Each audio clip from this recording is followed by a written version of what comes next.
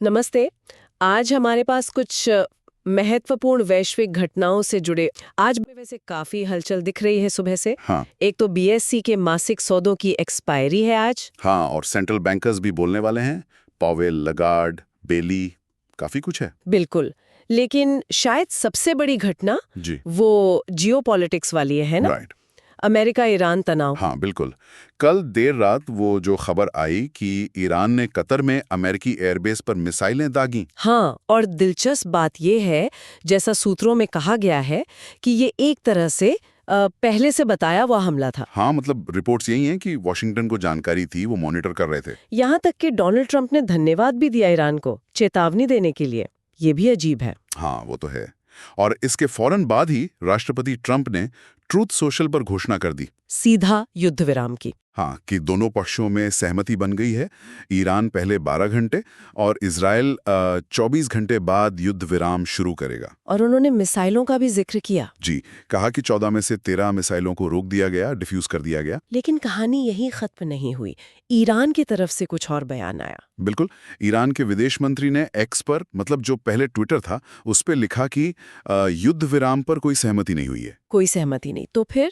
उन्होंने बस ये कहा कि अगर इजराइल तेहरान के समय सुबह 4 बजे तक हमले रोक देता है तो ईरान भी जवाबी कार्रवाई नहीं करेगा, पर अंतिम फैसला बाद में लेंगे। अच्छा, तो एक तरफ ट्रंप कह रहे हैं सहमति हो गई, दूसरी तरफ ईरान कह रहे हैं नहीं हुई, बस एक शर्त है। हाँ, ये विरोधाभास बहुत अहम है। और इसका बाजार पर असर? वो तो तुरंत दिखा होगा। बिल्कुल।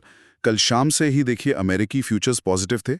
कल अमेरिकी बाजार भी करीब 1% ऊपर बंद हुए। और आज सुबह?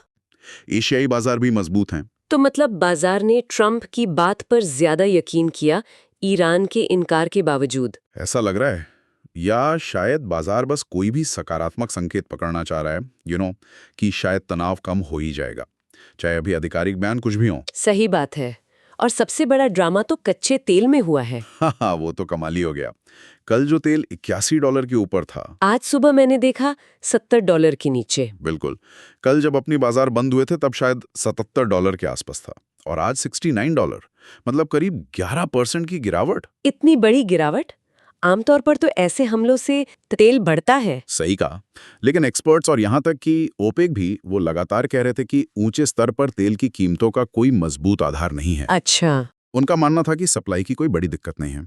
अगर ईरान की सप्लाई रुकती भी है तो उनके पास उत्पादन बढ़ाने की काफी अतिरिक्त क्षमता है, मतलब स्पेयर कैपेसिटी। तो जैसे ही तनाव कम होने की, भले ही कंफ्यूजिंग ही सही, खबर आई, तेल की कीमतें धड़ाम से नीचे आ गईं, क्योंकि सप्लाई रुकने का डर कम हो गया। समझ गया। अच्छा, इस सब जियोपॉलिटिकल हलचल के बीच टेस्ला का शेयर भी तो कल खूब भागा, 10% ऊपर। हाँ, वो एक अलग कहानी चल रही थी। टेस्ला ने अपनी रोबो टैक्सी लॉन्च की। Robo taxi? हाँ, हालांकि मस्क ने कहा कि अगले साल तक इससे कोई खास कमाई नहीं होगी, लेकिन सेंटीमेंट के लिए ये बड़ी पॉजिटिव खबर थी। नैस्डैक को भी इससे थोड़ा सहारा मिला। और आज एक और मीटिंग भी है शायद नेटो की। जी हाँ, नीदरलैंड्स में राष्ट्रपति ट्रंप भी उसमें शामिल हो रहे हैं। और नेटो का रुख तो ईरान के परमाणु कार्यक्रम पर हमेशा से साफ रहा है, उसके खिलाफ। तो देखना होगा कि इस बैठक में क्या बात होती है, खासकर इन ताज़ा घटनाओं के बाद। बिल्कुल, माहौल तो बदला हुआ है। तो कुल मिलाकर अगर देखें तो मुख्य बात यही है कि जियोपॉलिटिकल टेंशन कम होने की उम्मीद से बाजारों में एक राहत सी आई है। हाँ, भले युद्ध विराम पर आधिकारिक बयान एकदम अलग अलग क्यों ना हो। संक्षेप में कहे तो ट्रंप की घोषणा ने ईरान के इनकार के बावजूद बाजारों को फिलहाल खुश कर दिया है। और कच्चे तेल की कीमतों में जो भारी गिरावट आई है वो इसका सबसे साफ सबूत है। लगता है बाजार अब शायद वापस दूसरी अहम चीजों पर ध्यान देगा, जैसे अमेरिका में कंपनियों के नतीजे आने वाले हैं। हाँ, अर्निंग सीजन। और 9 जुलाई की वो टैरिफ डेडलाइन भी है। और इस हफ्ते कुछ महत्वपूर्ण आर्थिक आंकड़े भी तो आने हैं, पीसी डेटा वगैरह। बिल्कुल, पीसी डेटा बहुत महत्वपूर्ण है।